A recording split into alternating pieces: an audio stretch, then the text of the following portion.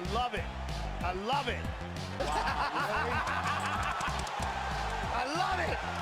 Look at this. This is the greatest thing I've ever seen. Hey, I'm not surprised. What's up, homies? Leighton here for UFC Gambling Addicts, back again for another week of breakdowns, predictions and blazing. This week we have Angela Hill versus Michelle Waterson as a main event, and there's some pretty decent matchups on this card. Not the most exciting matchups, but there's some decent matchups on this card. We're in a little bit of transition at the moment, guys. Are we going to keep the new format? Are we going to go back to the old format? I think the best thing to do right now is use both formats, right? I'm going to upload, well, I have uploaded, if you're listening to this, I have uploaded it. So we're going to keep the old format and the new format. And if everyone's happy with individual videos and the old format, then we're going to go ahead and do this. All right, guys, I hope you enjoy all of the breakdowns and predictions you're about to hear. Let's get engaging in the comment section too, whether you're doing that on the individual videos or on the full card OG format. All right, guys, enjoy.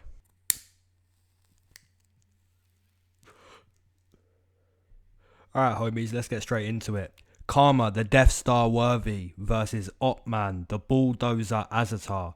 And we're going to start with Karma. So Karma comes into this fight 2-0 inside the UFC. Had an awesome debut win, a shocking debut win against Devontae Smith. He was able to land a beautiful hook, then followed up for an upset win.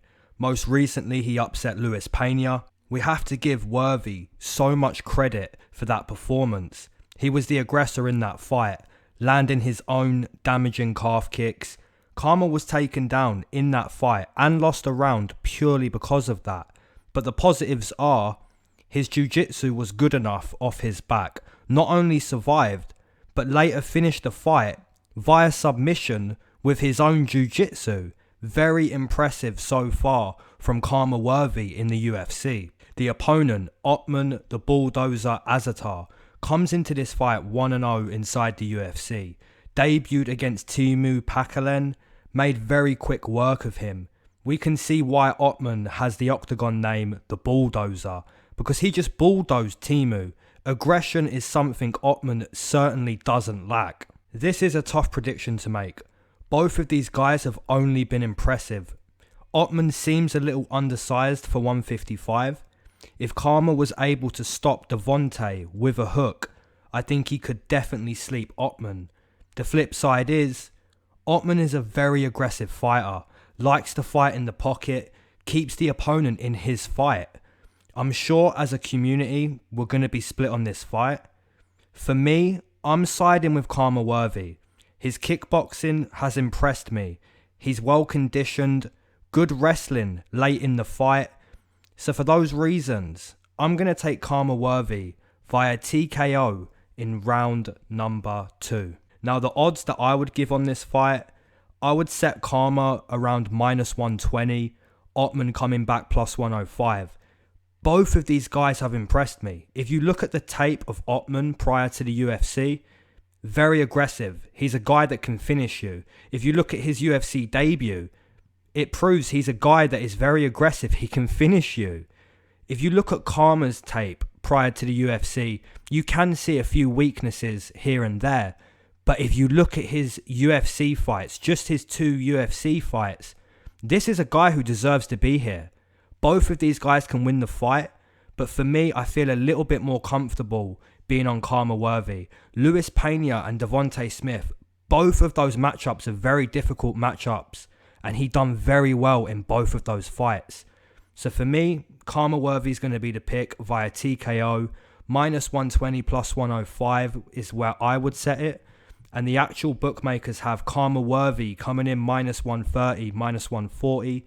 Ottman +120, +115. So yeah, I'm in the ballpark on that one, and I wouldn't argue too much with the bookmakers' odds. This new format is going to get us so lit. Next fight we have Sabina, Colombian Queen Mazo versus Justine Kish. And we're going to start with the Colombian Queen, Sabina. So Sabina comes into this fight 2 wins, 1 loss inside the UFC. Training out of King's MMA, which is a very top MMA gym. Sabina struggled with wrestling in her UFC debut, Maryna Moroz was able to big sister her, give her that tough love, you know. Since then, we've only seen Sabina show us improvements with her grappling. As for her Muay Thai striking, the technique is definitely there. It's definitely there. The power, not so much. But there's not many women who are going to punch you like Chris Cyborg or Amanda Nunes. The opponent, Justine Kish, comes into this fight 3 wins, 2 losses inside the UFC, training out of Gym O, which is the same gym as Joe Selecki and a few other good fighters. Justine is primarily a Muay Thai striker. She was a Muay Thai champion prior to her transition into MMA. If we're analysing her UFC career, yes, Justine is the woman who painted the octagon with not blood, but a different substance, you know? And that incident happened when she was on the mat, grappling, which kind of proves she wasn't comfortable there. She's purely a stand-up fighter. Against Lucy Pudilova, she was constantly on her bike, just a quicker fighter, in and out motions from Justine Kish. So both of these fighters have good Muay Thai striking. Justine will maybe be quicker, with more in and out explosive movements, but Sabina is the bigger fighter. Her technique equally as good as Justine, if not probably better technique. The real difference in my opinion is the grappling. The Muay Thai fighting up against the fence too. I think Sabina will look to cut Justine open with elbows up against the fence or even on the mat. Whereas Justine, I believe, will look to replicate the same performance she had in her last fight, which should be a much harder thing to do this time round.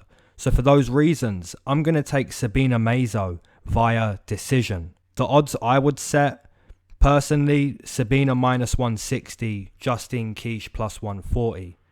And the actual odds are insane. We have Sabina Mazo minus 270. She hasn't really warranted that so far. You know, coming off a split win in her last fight against JJ Aldrich, her debut was a learning lesson, you know. If we're looking at this fight strictly Muay Thai kickboxing, it's a close one. So to warrant that, I think Sabina does have to take it to the mat, look to really exploit Justine Kish. But if Kish can keep it standing, I wouldn't price her at plus 240. You know, these odds are a little blown up. Let me know in the comments below what you think. Frank the Crank Camacho versus Brock Chatatuska Weaver. A potential barn burner. It would only be right. You have to spark up to this fight, because this fight, potential fireworks. Let's start with Frank. So Frank comes into this fight 2 wins, 5 losses inside the UFC. Primarily a stand and bang type of fighter. However, Camacho actually has really good background experience in jiu-jitsu. A lot of people sleep on Camacho's ground game. Rightfully so, because how would anyone know about his ground game if he's implementing that style of, I'm tough as nails, let's just throw down until one of us drops. The opponent, Brock Weaver, comes into this fight 1 win, 1 loss inside the UFC. I've described Brock before as the sort of guy that will fight anyone, anywhere, anytime. He's that type of guy who will just fight you. In a parking lot, just a born fighter, whether he's getting paid for it or not. Cut from the same cloth as Jorge Masvidal. Thankfully, Brock does get paid for fighting. Suffered a loss in his last fight. He was choked out by Roosevelt Roberts, which kind of proves my earlier statement of Roberts having good grappling. If you haven't seen that prediction, you can go check that. If Frank Camacho actually goes to his background of jiu-jitsu, I think he could definitely submit Brock Weaver. Brock will have to be careful on the mat and on the feet with Camacho.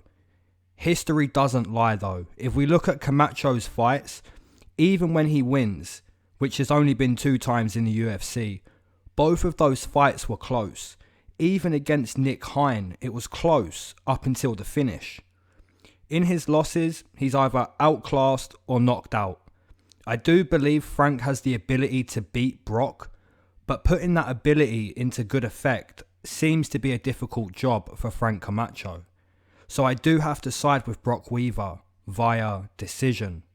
I think he slightly outclasses Frank with his boxing and grappling up against the fence. So that's why I'm leaning more towards Brock Weaver in this matchup. My odds would be Brock Weaver minus 130, Frank Camacho plus 110. Because like I said, Frank does have the ability to win this fight, especially if he uses his background in jiu-jitsu. Now, the actual odds are Frank Camacho minus 220, Brock Weaver plus 180, plus 175. So, yeah, a lot of people kind of agree with me that Frank Camacho does have the advantage on the mat, and standing, it should be a pretty fun fight because Frank loves to throw down. But I think Brock Weaver at plus 180, there's a lot of value there. I wouldn't put him that much of an underdog because the guy is a dog, naturally, right? He will fight you anywhere.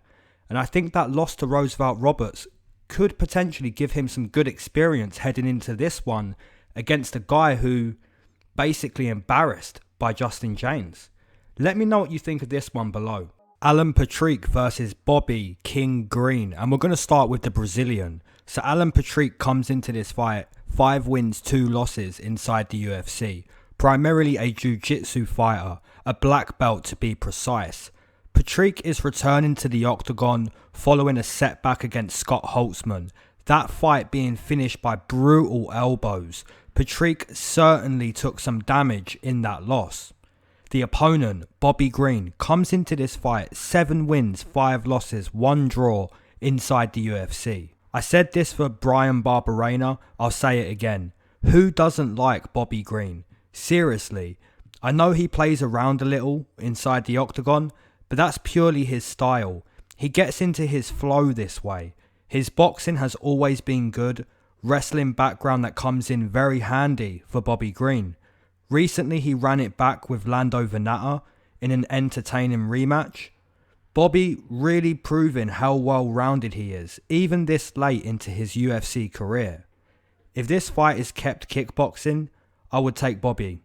I think he's the far superior boxer. He's been in there with Lando Venata twice, so I don't think Alan Patrick is going to offer any unorthodox movement, unorthodox kicking that Lando didn't already offer Bobby Green. If this fight stays kickboxing, I absolutely expect Bobby Green to show us his advantage in that area.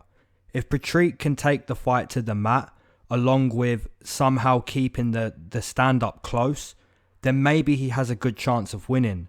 But for the most part, I see Bobby Green lighting Patrick up, potentially finding a finish late in this fight.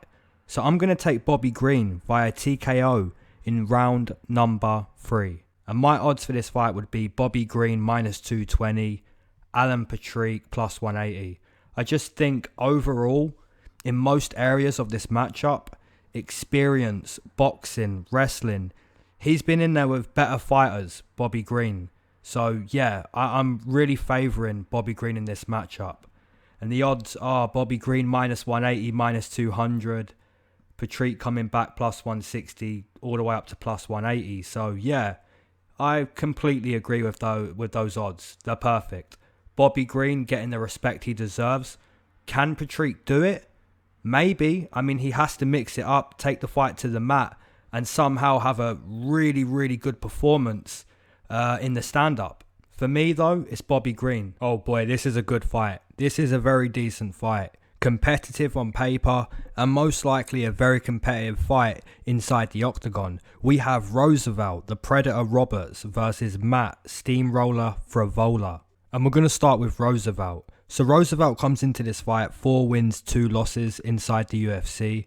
Primarily a striker. Roosevelt is a very tricky guy to figure out when it comes to kickboxing. He's very long for the 155 weight class, which makes it very hard to gauge whether or not you're in striking distance of Roosevelt. His grappling, in my opinion, is very decent, despite the losses to veterans Jim Miller and Vince Pichel, which both ultimately came via grappling. I still believe Roosevelt is a good grappler. That Spider-Man-like choke against Daryl Horcher, still one of my favourite submission wins to this day. Matt Frevola comes into this fight 2 wins, 1 loss, 1 draw inside the UFC. Primarily a wrestler. absolutely tough as nails is Matt Frevola. He will take your punches to get into distance, to level change into his takedowns. If you get up from the mat, that isn't going to stop him for searching for more takedowns. Matt is relentless with the pace he's looking to fight at. This is a very tough prediction to make. I have huge respect for both of these fighters. They're both decent in their own way. Roberts will be tricky to figure out in a kickboxing fight, whereas Frevola may just fatigue Roosevelt with constant takedowns. If you're not a lifelong wrestler, those exchanges of wrestling really take a toll on your cardio. I can definitely see both fighters having their moments, but I'm going to side with Roosevelt. He could use his jiu-jitsu off his back to submit Frevola. If he's not in a wrestling contest, I see him having more success with the striking. So for those reasons, I'm going to take Roosevelt Roberts via decision. And my odds would be Roosevelt minus 140, Matt Frevola plus 110. And the actual odds for this fight are Roosevelt minus 120, minus 115, Matt Frevola minus 110, minus 115. So yeah, these odds are perfect, right? Both of these guys are going to have their moments. Can Matt Frevola force Roberts into a wrestling contest? And if he does, he most likely fatigues Roberts. Now, can Roberts use his wrestling and jiu-jitsu effectively to be able to keep it standing? And if he does, I think he's going to have good success. Both of these fighters can win this fight. Who are you on? Let me know in the comments. Julia, Raging Panda, Avila versus Sijara, Sarge, Eubanks. I like this fight, man. This could be a really fun fight. Let's start with Julia. And before I start with Julia, her octagon name is Raging Panda, right? And for some reason, I can see the relation to her octagon name. She really does look like a human panda. Like if anyone was going to be a panda in human form, it's Julia Avila. Let me know what you think about that statement. Like seriously, she kind of looks like a human panda. Anyway, Julia comes into this fight 2-0 inside the UFC. This girl is pretty nasty. Her UFC debut was extremely impressive. Beat Pani Kianzad in the boxing and the wrestling. Pani has boxed and wrestled her whole life, which kind of puts into words how impressive that debut was. Her follow-up victory was a 22-second win over Gina Mazzani. Huge knee to the body, used great killer instinct to finish that fight. Julia Avila is a nasty fighter as of right now. The opponent, Sijara Eubanks, comes into this fight 3 wins, 2 losses inside the UFC. A wrestler and a boxer. In my opinion, Sarge is a better wrestler than a boxer, but I did see a few opinions that she's a better boxer than wrestler. I think it's fair to say her wrestling and boxing are both decent. Sarge does slow down in her fights, and I did mention last week that against Sarah Morris, she showed us improved cardio outside of round 1, but can she perform at the same level when coming up against a better fighter? This fight, in my opinion, is equally as tough for Sijara as the Rosa matchup. Julia has shown us nasty striking, good fight IQ, wherever the fight goes. Her ground game intelligence looked very, very high level against Pani Kianzad. Could Sijara prove me wrong? She could, but the flip side is, could Julia Avila prove me right? I think she could too. Julia, in my opinion, will take over more and more as the fight ticks on. So my pick is going to have to be Julia Avila via decision. My odds would be Julia minus 200, Sijara plus 170. Maybe I'm being a little bit harsh on Sijara with those odds, but I'm high on Julia. I'm not sure about you guys, but she's really impressed me. I think Pani Kianzad, as of right now, is showing her true potential, and Julia absolutely destroyed that woman. I don't think Sarge is going to offer more than Julia has already seen and dealt with. So yeah, minus 200 would be my odds on Julia. And the actual odds for this matchup is minus 300 on Julia, plus 250 on Sarge. So yeah, I feel most of you guys are going to be high on Julia. -3 is a little bit deep. You know, Sijara is a good boxer. She's a good wrestler. Showed us improvements in the cardio in her last fight. So, yeah, I think Sarge is being counted out just a little bit too much. But, yeah, I think Julia's going to win this fight. All right, the homies. Matt Danger Schnell versus Tyson Nam. We're going to start with Danger. So Matt comes into this fight 4 wins, 3 losses inside the UFC. Most of Matt's pro MMA wins have come via submission. His triangle chokes are very underrated. I would definitely say his jiu-jitsu is the best area of his fighting ability. Having said that, Matt has definitely improved as a striker in the last couple of years. Before his submission win over Smolka and Jordan Espinoza, I think Matt displayed an improved striking ability. Even in his loss to Pantoja, Matt stunned Pantoja before Pantoja found that kill shot overhand. What I'm trying to say is, despite Matt Schnell being primarily a fairly dangerous jiu-jitsu guy, his striking has improved. The opponent, Tyson Nam, comes into this fight 1 win, 2 losses inside the UFC. Tyson is coming off a big win, his first UFC win. Completely knocked Adeshev dead. Prior to that big win, Tyson was in there with K. Kara France and Sergio Pettis. Granted, he was outclassed in both of those fights. To go 15 minutes with Kai and Sergio, you're going to learn a lot. I spoke about Matt having an improved striking game.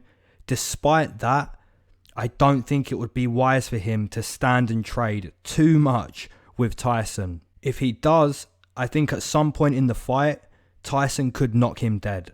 Tyson appears to be the better striker, definitely the more powerful striker. Grappling would be key for Matt, whereas simply keeping it kickboxing would benefit Tyson in this fight. My pick is going to be Tyson Nam via TKO in round number 1. My odds would be Tyson Nam -185, Matt Schnell +145. If I knew for sure that this fight would be kept in a kickboxing situation, I would price Tyson deeper than that. But Matt actually has some good experience. I wouldn't be surprised at all if he could take this fight to the mat. Now, the actual odds for this fight are Tyson Nam -120, -110, Matt Schnell coming back +100. So, yeah, it's kind of understandable. Like I said, Matt Schnell does have some good experience. I wouldn't be surprised if he could take this fight to his world. But if Tyson Nam keeps it upright and uses that momentum from the last fight, I think he could do very well on the feet against Matt Schnell. Alright, G.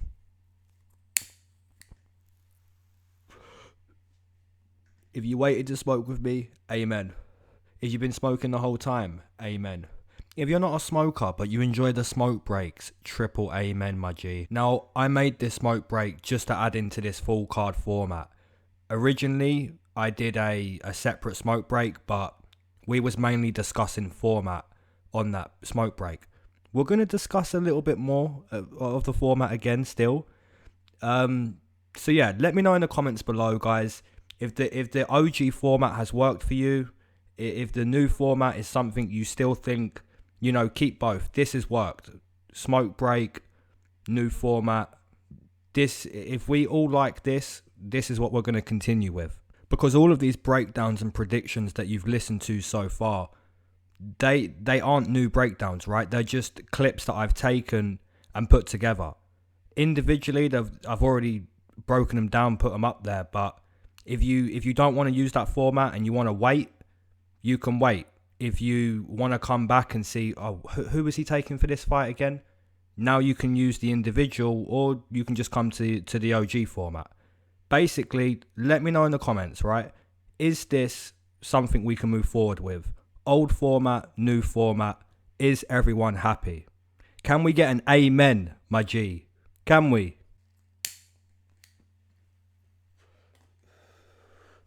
All right, time to get motivational, right? If you're working on your purpose, amen to you. Everyone has a purpose in life. Find your purpose and pursue that purpose like your life counts on it. All right, these ain't just words. These are not just words, my homies.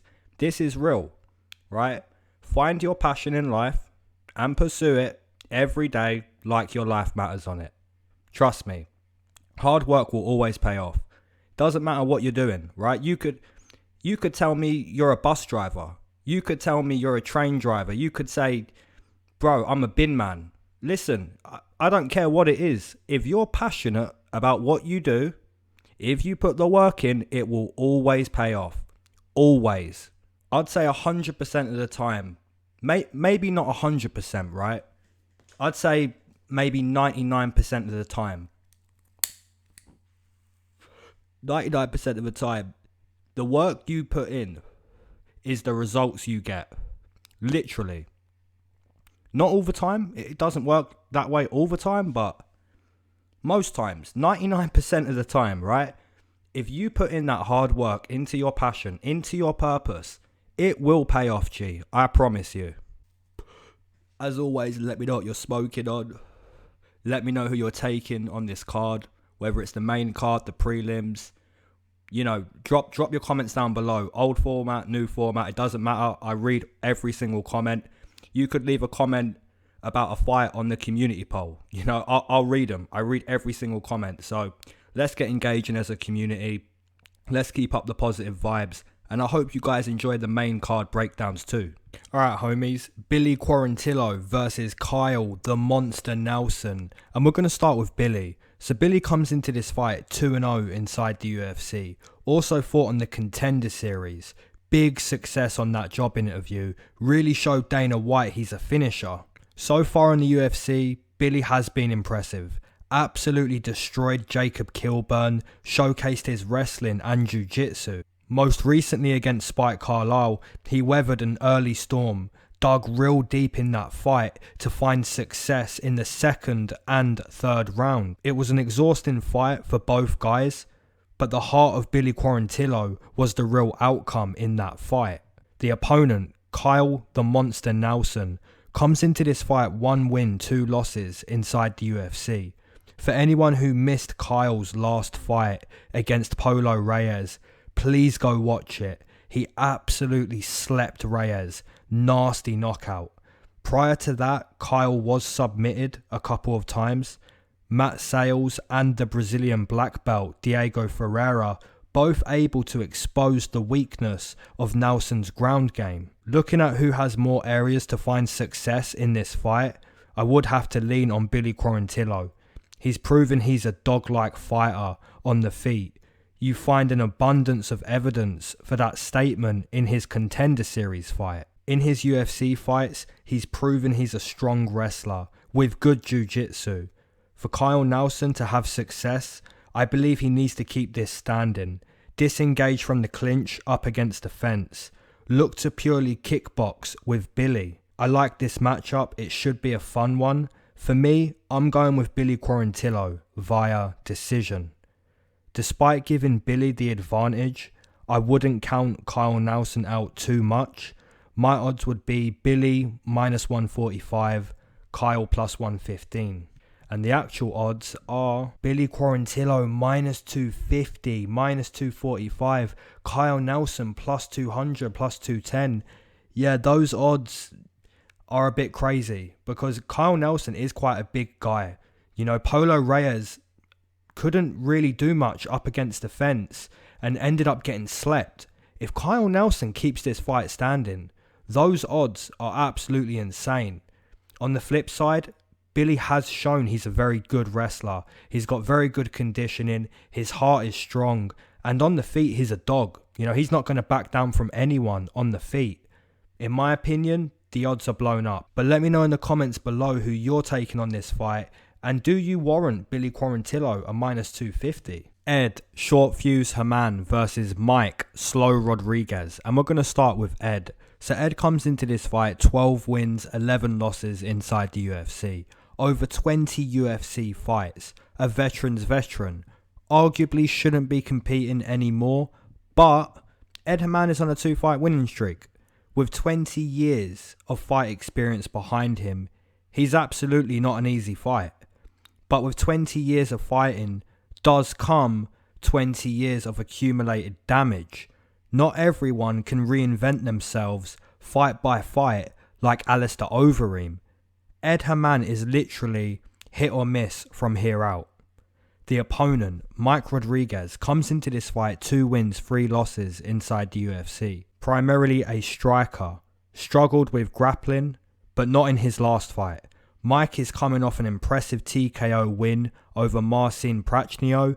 He was able to overcome the karate-like style Marcin had to offer. Beautiful elbow into killer punches. Really nice work from Mike Rodriguez. I am picking with a little bit of recency bias, but momentum is a real thing in fighting. So there is some truth to recency bias. My pick is going to be Mike Rodriguez via TKO in round number 2. If Mike can connect flush with Ed, I don't see Ed taking those punches for too long. Could the overall story of this fight be the experience factor that Ed Herman has to offer? Maybe. I wouldn't be surprised. After all, it is Mike Rodriguez, a guy that has struggled in his UFC career so far. But for me, I feel more comfortable taking Mike Rodriguez, especially after his last fight.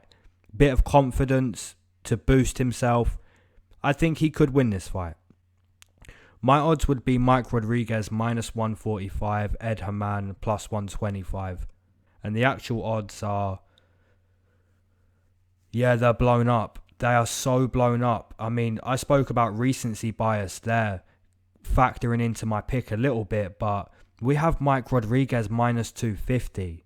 You know, like he's just going to blow Ed Herman out the water. He could well do. You know, if that punch lands, that flush punch that he has to offer, then I see it happening. But Ed Herman has a lot of experience. He's probably going to look to put Mike Rodriguez up against the fence, look to nullify Mike Rodriguez and zap him as much as he can. And if he does that, I don't see him being a plus 220. Those odds, in my opinion, a little blown up. We have Andrea KGB Lee versus Roxanne, the Happy Warrior Modafferi. And we're going to start with Andrea. So Andrea comes into this fight 3 wins, 2 losses inside the UFC. Andrea is a really talented fighter in many areas. She's a brown belt in judo, a brown belt in jiu-jitsu, a Muay Thai champion, a boxing champion. She's so proven in every area. It wouldn't surprise me if she challenged Valentina for the belt one day. The problem for Andrea seems to be adversity. She's on a 2-fight losing streak. Both of these losses, split decision losses. I actually had Andrea winning both of these fights, but they were really close fights. If Andrea just dug a little deeper, she could have had clear decision wins. I believe she's been more skillful than every opponent she's faced so far in the UFC. Skill-wise, I definitely don't question Andrea. Roxanne Modafferi comes into this fight 3 wins, 4 losses inside the UFC. A veteran of women's MMA. Now, if you was breaking this fight down instead of me, what would you say for Roxanne? I'm sure we would all pretty much say something similar. Roxanne has funky movement. Her boxing is pretty basic. Now, where can Roxanne cause problems for Andrea? If she can cause any problems, it's coming with the grappling. Roxanne always looks the same. Wrestle the opponent to the fence. If she can't take the opponent down from there, she's more than happy to just pick up control time. Even if Roxanne takes Andrea to the mat, I highlighted the fact that Andrea is a brown belt in jiu-jitsu. So it's not like Andrea isn't going to actively search for submissions off her back. She may do. I also mentioned Andrea is a brown belt in judo. So even if Roxanne is able to establish that clinch position, it wouldn't surprise me if Andrea was getting her own trip takedowns. I have to side with Andrea. She's more skillful. Even if Roxanne can cause problems, it may not be enough to stop Andrea from having more success. So I'm going to take Andrea Lee via decision. My odds would be Andrea Lee minus 175, Roxanne Modafferi plus 150. And the actual odds for this fight are Andrea Lee minus 300, Roxanne Modafferi plus 250. So yeah, most of you guys are seeing the the ability Andrea Lee possesses. She has a lot of skill. It's putting that skill to good effect though. You know, when the opponent is able to give you a good fight, are you going to use your whole skill set to be able to challenge the opponent even more than a close fight? Because like I said, she beat Joanne Calderwood and Lauren Murphy, in my opinion, right? In my opinion. But the fights were close. They were close fights. Can she dig deeper than what she has been doing in her last 2 fights? I think she can. And these fights are learning experiences. So I can understand why Andrea is minus 300. Roxanne Modafferi, she's back to not getting much respect, right? She is a basic fighter, but she does have a lot of experience. Can she take down Andrea? Can she wear on her against the fence? I think she can. You know, this is why Andrea is going to have to really dig deep against the veteran Roxanne and show her that she has more skill. Brian Bam Bam Barberena versus Anthony Aquaman Ivy. And we're going to start with Brian. But before we do, we're going to quickly spark up. This new format is getting us lit. Okay, Brian Barberena comes into this fight 5 wins, 5 losses inside the UFC. Is there anyone out there that dislikes Barberena? I don't think there is. This man is always up for a firefight. There's absolutely no backing down from Barberena. As Masvidal would describe it, he's a dog. To make Barberena quit, you have to really hurt this guy. Vicente Luque and Randy Brown were both able to really hurt Barberena. Anthony Ivy comes into this fight 0 wins, 1 loss inside the UFC. His UFC debut wasn't a great one, nowhere near a great one. He was finished in that fight pretty early on. Aguilera caught him with a heavy punch. From there, Ivy basically quit. I never like to point out a fighter quitting, but that's what it looked like. He covered up, just wilted up against the fence until the ref stopped that fight. If Aguilera could force Ivy to quit, being matched up against Barberena is like adding insult to injury. Barberena will bite down on the mouthpiece and throw down with anyone. The only way I see Ivy winning this fight is literally catching Barberena with a good one. If he doesn't, chances are Barberena is catching him with many good ones. One of these fighters is made for dogfighting, the other isn't. That's my impression of this fight.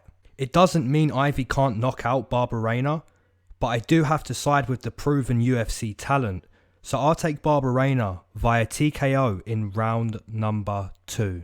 And my odds for this fight would be Barberena minus 200, Ivy coming back plus 160. Like I said, I don't want to count Ivy out 100% and put some ridiculous odds on the screen, because Ivy is a heavy puncher. If you look at his tape prior to that UFC debut, he is a heavy puncher and he could land one of those punches. But if he doesn't, I think Barberena is using that UFC experience, lighting him up on the feet, potentially looking to make Ivy quit. And I think he could make Ivy quit.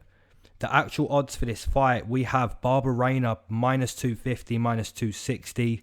Ivy coming back plus 230, plus 220. So yeah, I'm kind of in the ballpark there, and you can't argue too much with it. You know, you look at that UFC debut from Anthony, and he ate a big punch and basically covered up and quit. Barberena will offer so much. You know, Aguilera offered a heavy punch. Barberena will offer many, many heavy punches. All right, main event, we have Michelle, the karate hottie, Waterson versus Angela, Overkill Hill. And we're going to start with the karate hottie. So Michelle comes into this fight 5 wins, 4 losses inside the UFC. Primarily a karate fighter.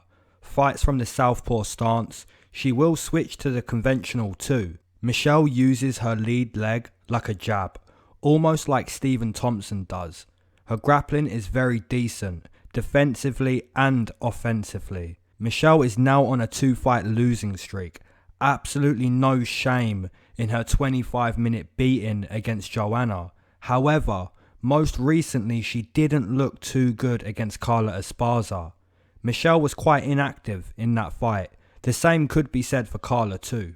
The opponent, Angela Overkill Hill, comes into this fight 7 wins, 8 losses inside the UFC, primarily a boxer inside the octagon. Angela, in my opinion, used to be a fighter that most of us would overlook near to every time she fought. If you watch Angela's fights from, say, Ashley Yoda to Jodie Escobar, and then watch from Yan to Claudia Gadelha, the difference is so evident. Angela was even close to submitting Yan in that loss. The improvements Angela has made over the last 2 years have been very impressive. She arguably won her last fight against Claudia Gadelha. I'm sure quite a few of you would agree with that too. Both of these fighters are proven UFC fighters. They've both fought against top competition. If I'm looking at who has more probability, and by probability I mean which fighter can pick up points in most areas, I'd probably side with Waterson. However, like I mentioned, Angela Hill's improvements have been very evident to see. She sits down on her punches more, her output has gotten better, she isn't second guessing herself like she used to, she's become physically stronger too. There's definitely an improvement in her physique. 2 years ago I would have sided with Waterson, but I have to take Angela Hill. If she forces Michelle into a boxing contest, look to take away the kicking space that Michelle will want to operate with.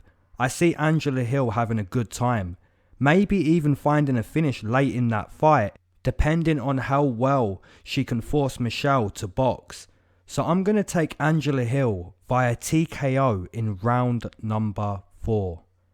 My odds for this fight, I'd keep them close because on paper this is a very close fight, and most likely both fighters are going to have their moments. I would price Angela Hill minus 130, Michelle Waterson plus 110, and the actual odds are Angela Hill minus 125, minus 135, Michelle Waterson plus 110, plus 115, plus 100. So yeah, it's spot on, guys. I mean, half of you most likely going to be on Michelle Waterson, the other half are going to be on Angela Hill. There's no wrong pick prior to this fight. If you're making cases for Michelle, it's probably the overall game. Her jiu-jitsu, her grappling, karate. She's a very good fighter.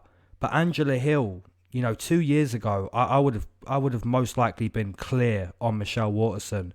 But as of right now, Angela Hill just looks more confident with each fight she takes. Her boxing is very decent. The output is there. Conditioning, physique change, physical strength, punching power. The list goes on for Angela Hill's improvements. Personally, I feel more comfortable being on Angela Hill.